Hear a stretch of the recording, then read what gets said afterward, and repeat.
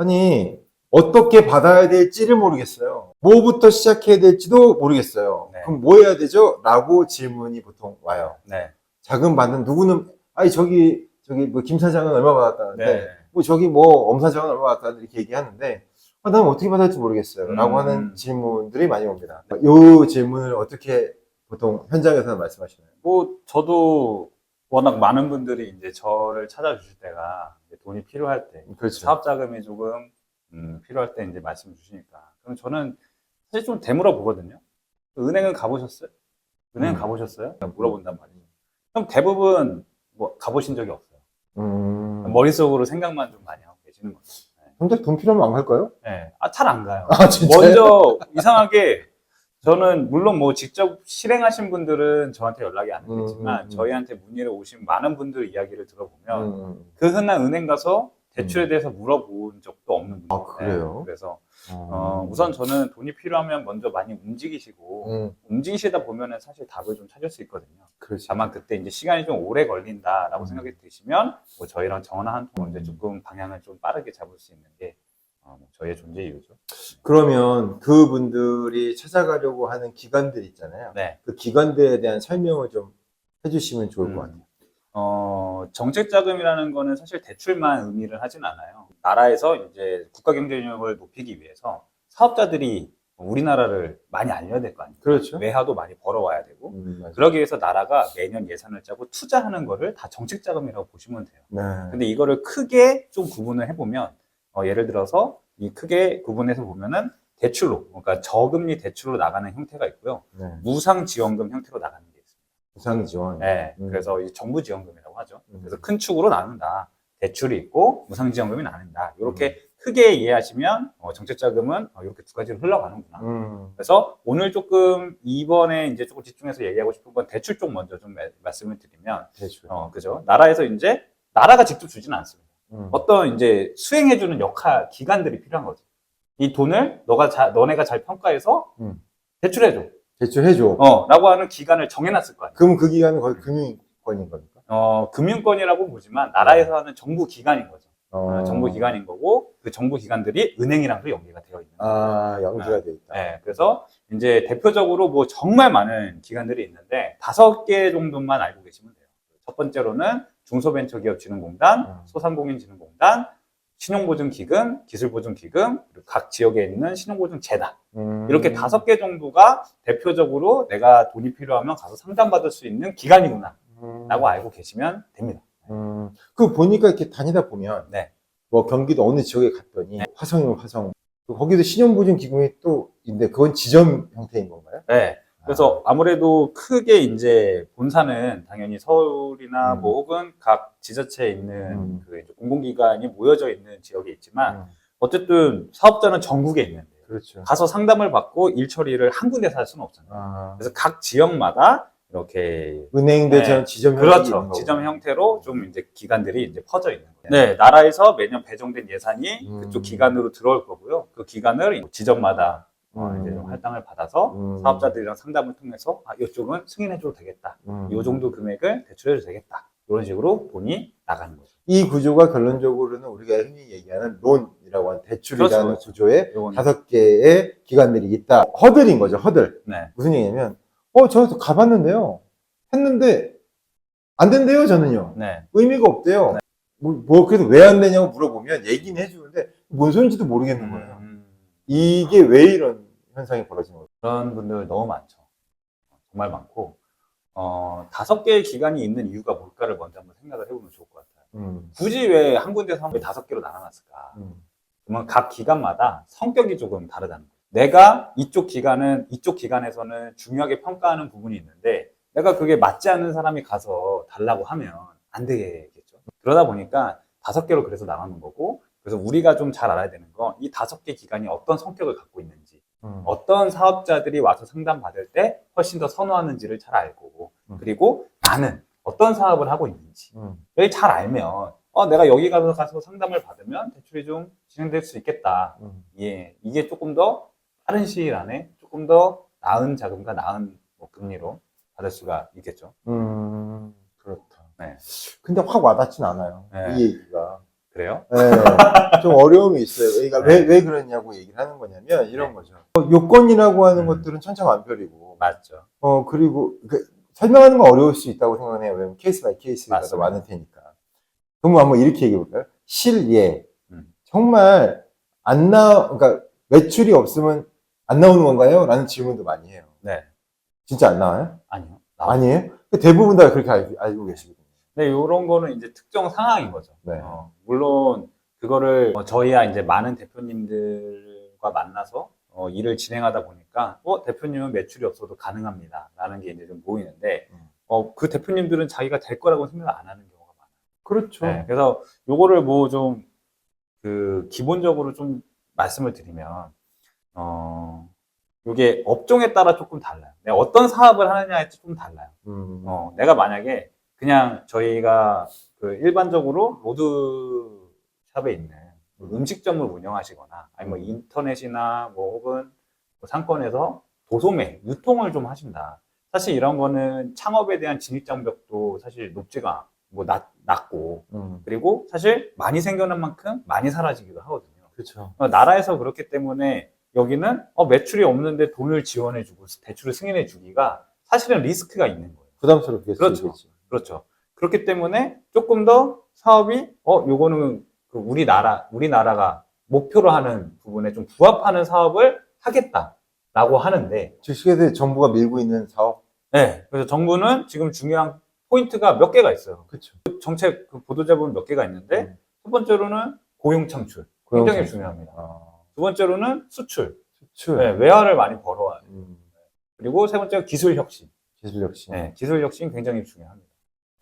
그래서 이 기술 혁신이라고 하면은 뭐 우리가 새로운 기술을 발견하는 것도 있지만 내 기존 사업을 좀 스마트화, 자동화, AI나 혹은 디지털 전환 이런 것들도 다 이제 포함이 되는 거죠. 자, 솔직하게 소상공인이 무슨 AI를 해요? 뭐 간단하게 이게 범위를 되게 어렵게 생각을 하시지만 뭐 매장에서 키오스크 하나만 갖다 놔도 자동화가 된 거예요. 그거 어차피 인건비 주려고 놓는 거 아닙니까? 그게 자동화인 거죠. 그런 그게 스마트화가 되는 거예요. 그러면 얼마 전에 이제 휴게소 갔더니 상호를 얘기하면 땡봇 커피가 있어요. 네. 땡봇 커피. 무슨 얘기냐면 사람이 없어. 네. 로봇가 있고 만들어가지고 커피가 딱 나와요. 그럼 이것도 자동화로 해서 뭔가 창업을 한다라고 하는데 이것도 지원금 받을 수 있는 거예요? 그 회사는 받았겠죠. 그 회사는 받아서 그렇게 했을 겁니다. 그게 결론적으로 아이템이고 그게 정부에 대한 지원을 받는 거에 리소스가 됐겠네요. 그렇죠. 어쨌든 소상공인 쪽에서 좀 중요한 포인트는 생존을 잘 할 수 있는가도 좀 나라에서 많이 보고 있으니까. 이 대목에서 좀 딴전화 걸어도 돼요? 고용 창출은 아니잖아요. 고용은 오히려 없어지지. 제조업이 되는 거죠. 제조업이 되고 폐업이 안 돼요. 그 사업이 잘 돼야, 그러니까는 고정비가 줄고 관리비가 줄어야 이 사업체가 음식점도 계속 늘어날 거예요. 그렇게 되기 때문에 단기적으로 보면은 한두 명에 대한 인건은 줄어드는 거지만 전체적인 규모로 확장이 되는 게 맞아요. 그렇군요. 네. 그러면 이제 어느 정도 일제 구조적인 부분은 알겠어요. 왜냐면 더 깊게 가면 이제 이해도가 더 어려우니까. 근데 이제 늘 문제는 서류와 심사예요. 네. 맞잖아요. 네. 자, 과연 그 정책 잠깐 잘 받으시는 분들 계세요. 그분들은 뭐가 다른 걸까요? 그분들은 뭐가 다른 걸까요? 우선은 마인드가 제가 달라. 우선은 이런 거예요. 본인의 위치를 제대로 잘 이해하시는 분들이 잘 받아요. 되게 어려운 얘기예요. 네. 직설적으로 얘기하죠. 네. 직설적으로 얘기를 하면 나의 지금 현재 상황에 대한 주제파, 그러니까 내가 생각하는 거, 그러니까 물론 누구나 자기의 사업장이 소중하죠. 네. 그리고 정말 이제 우리 가정을 지키려고자 하는 그런 어찌 보면은 최전선이죠. 네. 그걸 무시하는 건 아닌데, 그럼 실질적으로 자꾸 자기 객관화가 돼야 된다는 얘기를 하는 거잖아요. 조금 쉽게 이제 설명을 좀 해보자고 하면 저희가 아까 전에 대출을 잘 받기 위해서 그러면 어떻게 해야 되냐, 승인을 잘 받기 위해서는 나는 어떻게 해야 되냐라고 말씀했잖아요. 그러면 우선은 어떤 기간을 갈지를 정해야 돼요.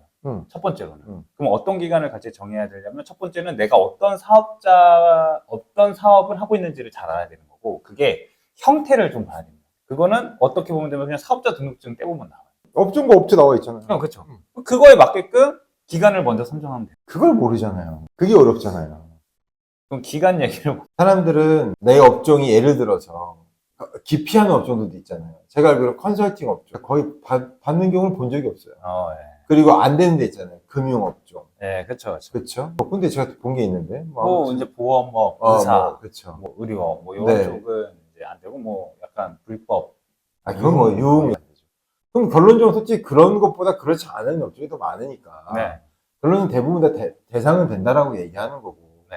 기술이 없어. 네. 나는 뭔가 기술을 가지고 있지 않아. 네. 음식점에서 무슨 기술이 있어. 네. 이런데 그럼 기부를 가요? 할 수 있습니다. 봐봐. 이러니까 어렵다고 얘기하는 거예요. 무슨 얘기냐? 결론적으로는 아까 말씀하신 것처럼, 이사님 말씀하신 것처럼, 내 업종을 일단 이해하고 그 업종에 대해서 어디로 가는지를 잘 결정해야 됩니다. 라고 얘기하는데 벌써 여기서부터 허들이 생기는 거예요. 나는 기술이 없는데 돼요. 이렇게 얘기하는데 뭐로 돼요? 라고 물어볼 수밖에 없죠. 있죠. 네. 그러니까 이 부분들이 풀어지지 않는 거라는 거죠. 이 노하우가 좀 더 필요하지 않을까 싶어요.